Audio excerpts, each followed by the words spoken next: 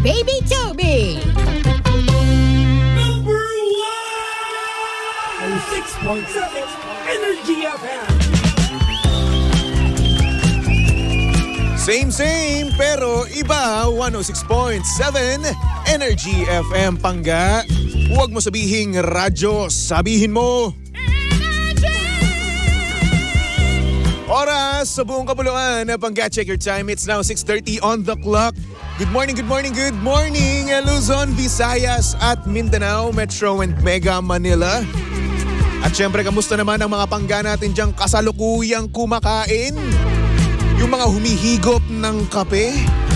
At syempre, yung mga pangga natin diyang broken-hearted. O bakit na naman kayo broken? Kasi meron akong kilala dito eh. May broken-hearted dito eh. Tago na lang natin sa pangalang Recto.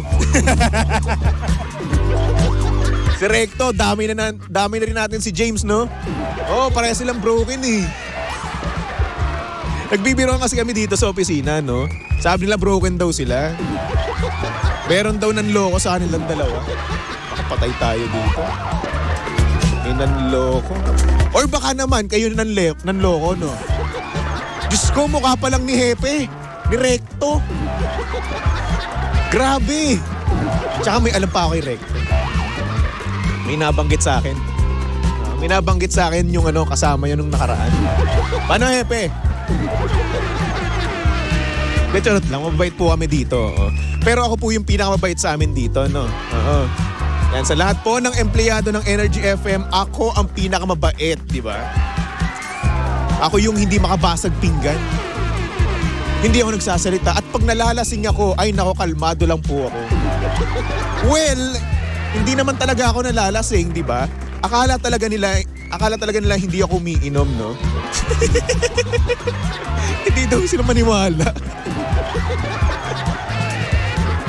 Hindi, akala kasi nila dito, hindi ako nagiinom. Kasi kapag nagiinom kami, no, ako yung hindi nalalasing sa amin. Okay. Kasalanan ko bang mahihina tong mga to? Diba? Ako daw yung tanggero, ako daw hindi umiinom. Oy, hindi, patas ako. Napaka-honest kong tao. Pero maganda yung gano'n, no, mga pangga, no?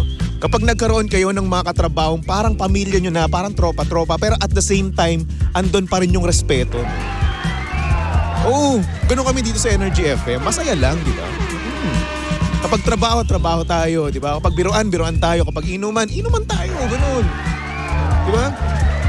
Kahit nga yung mga boss namin dito eh. Oo, namin yun eh.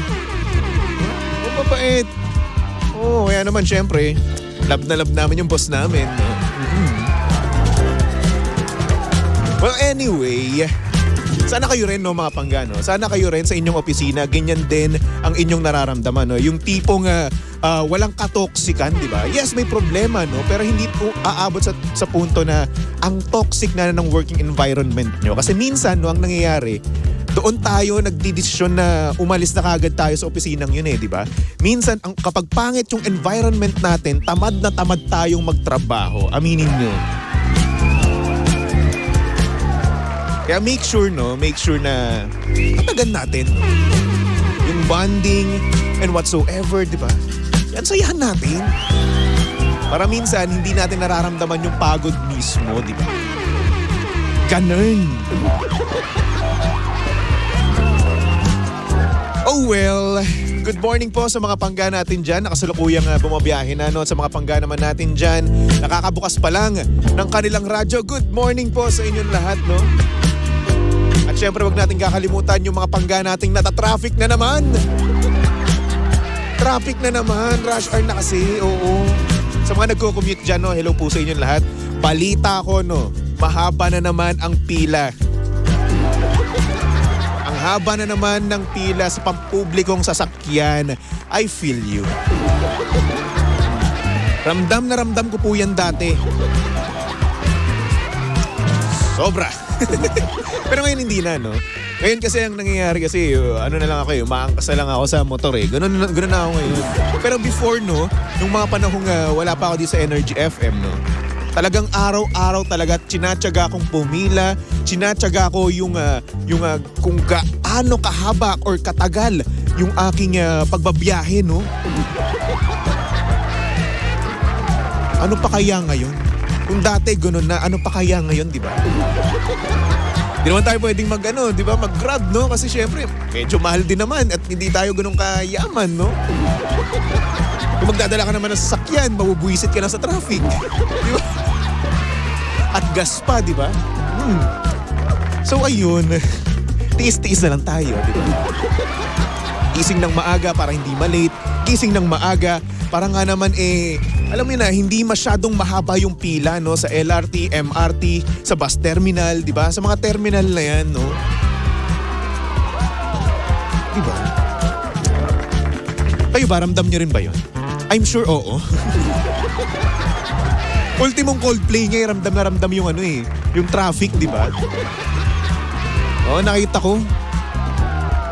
Na-dress nila yon sa concert nila nitong nakaraang weekend, no? Ayun nga daw, grabe nga daw talaga ang traffic dito sa Manila.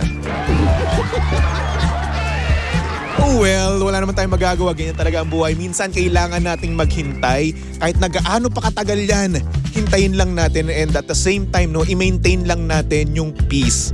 Yes, lalo na sa kapaligiran mo at syempre lalong-lalo na sa utak mo, di ba? Sa utak mo magsisimula yan. Pag nawala na yung peace sa utak mo, no, ay wala na, beast mode ka na all day. Ganun.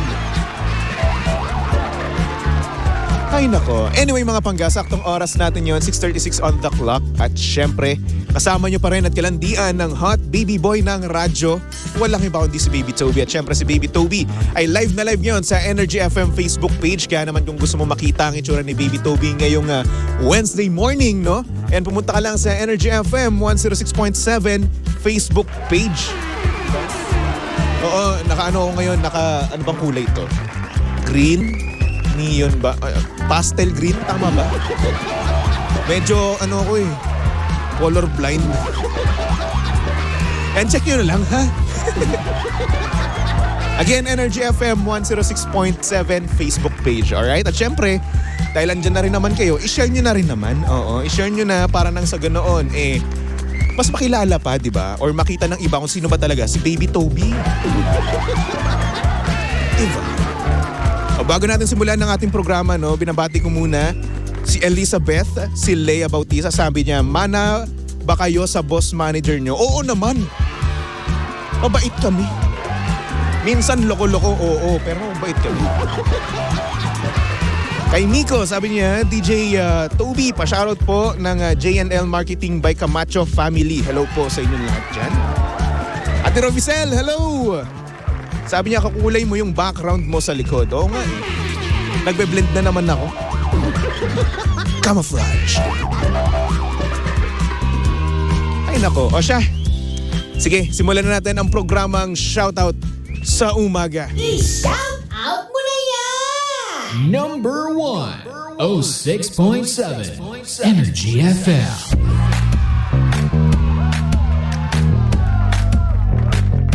Good morning, Luzon, Visayas at Mindanao, Metro and Vega, Manila. At syempre hello din naman, no, sa mga pangga natin dyang nanghihinayang. Bakit nga ba nanghihinayang? Kasi merong taong nawala sa kanila. Sa hindi inaasang pagkakataon, ayun, nag-break sila. Ang sakit. Katulad na nga lang ng nangyari sa ating sender, no? Pangalan niya ay Harold. At ang sabi niya dito, good morning paring Toby. Nanghinayang ka na rin ba sa buhay mo? Kasi ako, oo eh. Hindi nag-workout yung relasyon namin ng ex ko. Sobra akong nanghihinayang, akala ko siya na yung babae para sa akin. Sobrang amazing ng relasyon namin. But ayun na nga, ang pangit ng timing ng relasyon. Kailangan na niya lumipat ng Amerika. Ang sakit lang na kailangan naming maghiwalay dahil sa ganong dahilan.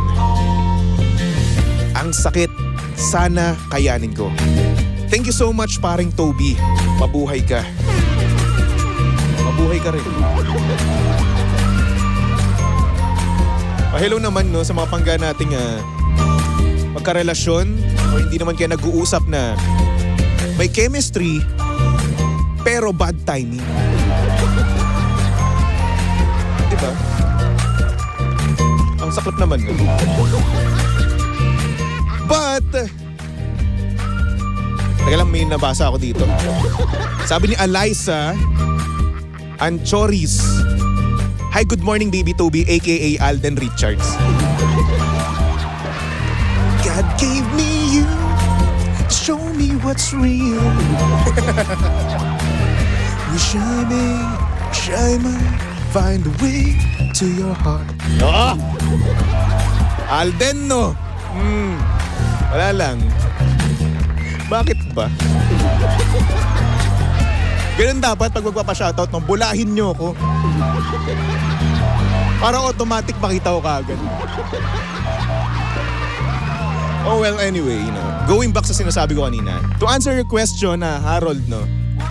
Yes, meron na akong pinanghinayangan sa buhay ko. Sorry na Tagalog yun. Ang dami. Oh. Pero meron akong isang pinaka-pinanghihinayangan. Oo. Nakagawa ko ng isang pagkakamali. Hindi naman ganun kababaw. Pero that point, di ba? That time, no? It's a big deal. No? Nakagawa ko, I screwed up, no? And ayun na nga. Dahil sa ginawa kong yun, hindi na kami nabalik sa dati, no? Hindi na the same yung mga nangyayari sa aming dalawa, di ba? So yun. Yun yung pinanghihinayangan ko na sayang-sayang. Well, she was amazing, no? She's so amazing and to the point na, ayun na nga, I screwed up big time.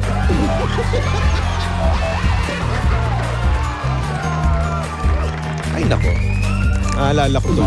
Loko to si Harold tinanong pa kasi Ay nako. So ngayon, Harold, ikaw, no? Bali, ang nangyayari sa inyo eto talaga yung nakapanghinayang di ba? Yung to the point na napaka-amazing ng inyong relasyon, naging kayo na, di ba? Kayo na mismo. Oo, nabuo na yung bond nyo, di ba? Mahal nyo ng isa't isa, no? But, yung timing, you have chemistry, but timing is a B. Timing is a B. Beach, dagat, ganon. Diba? Lahat tayong magagawa dyan Diba? Yung tipong kung kailan nagiging mabuti ng inyong relasyon, no? Tapos, ayun na nga, kailangan niyang mag-migrate sa ibang bansa, no? Kailangan niyang doon at tumira, diba? And at the same time, hindi mo siya kailangan pigilan no? Hindi mo mapigilan. Bakit? Kasi future niya yun Future nila ng pamilya niya yun. No? So sino ba naman ikaw, di ba? Sino ko ba naman para sabihin na dito ka na lang sa Pilipinas, ako nang bahala sa'yo, mahal naman natin ang isa't isa. Hindi ganoon ang nangyayari, no? Siguro sa pelikula, oo, nangyayari yung ganoon. Pero dito sa tunay na buhay, hindi. Wala tayo sa Star Cinema. Wala tayo sa... Saan pa ba? Sa Hollywood film, no? Walang ganoon. Diba? Ito ang tunay na buhay na kung saan hindi lahat ng gusto natin ay nakukuha natin. Diba? Sabi nga sa bagong pelikula, no? Sa buhay, walang rewind, no? Tunay na buhay. Gustuin man natin i-rewind, no? Na kung saan hindi na dapat kayo mag-a-apply ng papeles, no? Para makalipat kayo ng Amerika, no? Pero hindi. Hindi ganoon, no? Gusto sana natin i-rewind na pabalik-balik, no? Yung tipong kung kailan kayo nag-meet, kung kailan okay na okay pa yung relasyon nyo, no? Pero hindi, di ba? We can't do that in real life. So, ang kailangan na lang natin gawin is mag-move on. Whether we like it or not, no? We have to. We have to keep moving forward. We have to let go of the past, alright? Kasi kung magkikling pa rin tayo sa past, no? Hindi na uusad ang ating buhay. At malay mo, no? in the near future, kung kayo talaga para sa isa't isa, no, then why not, no? Mabuti. In the near future, malay mo, no, maging kayo ulit, di ba? Pumunta ka ng Amerika, di ba? O hindi naman kaya kunin ka niya. Pwede naman yung ganun, no? LDR muna kayo, pansamantala, di ba? Tapos, kapag umuwi siya dito, bumisita siya dito sa Pilipinas, no? Magpakasal kayo. Ganun. Diba? Alam ko pwede yung ganun. Kasi meron akong pamilya dun sa Amerika, ganun yung ginawa. Oo. O ngayon, yung asawa niya, nandun na sa Amerika, then ayun, happy sila, di ba? May pamilya na sila, may anak na sila. And then, sana ganun din yung mangyari sa inyo, no? Tiis-tiis muna kayo sa LDR. At di naman kailangan manghinayang agad-agad eh. May mga paraan pa, hindi solusyon agad-agad ang breakup, lalong-lalo na kung meron pa namang tinatawag na LDR, long distance relationship, no? Kung kakayanin nyo, edi great. Kung hindi, edi oh no. Oh shoot, ganun. Kailangan medyo social, no? Oh shoot dapat, no? Siyempre nasa Amerika na eh. Diba? Alam ka naman, di ba, magmumura ka nasa Amerika tapos pangkanto yung mura mo. IPI, hindi ganun. Diba? Dapat pang social na rin. Anyway. Harold, kung ikaw man ay nanghihinayang ngayon, no? At kung wala na kayong magagawa talaga, at napagdesisyonan nyo na talaga na maghiwalay kayo, then move on. Alam mo, sa una, mahirap lang yan. But as time goes by, marirealize nyo lang na, ay ganito pala. Ito pala yung dahilan kaya hindi nag-workout yung relasyon namin. Akala ko siya na yung the one, but hindi pa pala. Diba? Pero ayun, kung workout nyo naman, no, kung kakayanin nyo naman yung LDR, no, kung isa kayong bayani, no, good luck sa inyong dalawa, di ba? At sana maging bright ang inyong future and always remember this, mga panggano. Ito yung isa sa mga natutunan ko before, no? You have chemistry. All you need is timing. But sometimes, timing sa beach, dagat. Hindi pwede. But you get the idea, di ba? Minsan sasapakin tayo ng timing eh. Wrong timing ang mga bagay-bagay, di ba? Pero yun, kung mag-workout nyo naman, edi good for you, di ba?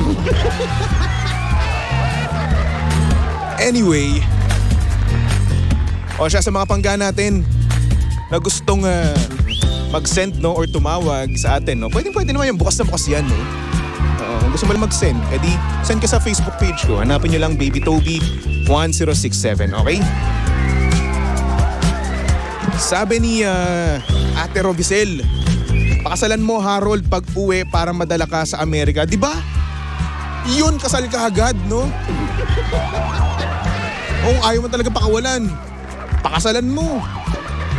Diba? Ganun lang naman yun eh. Kaso nga lang masama dito kung bata pa kayo. Yung future nyo, di ba?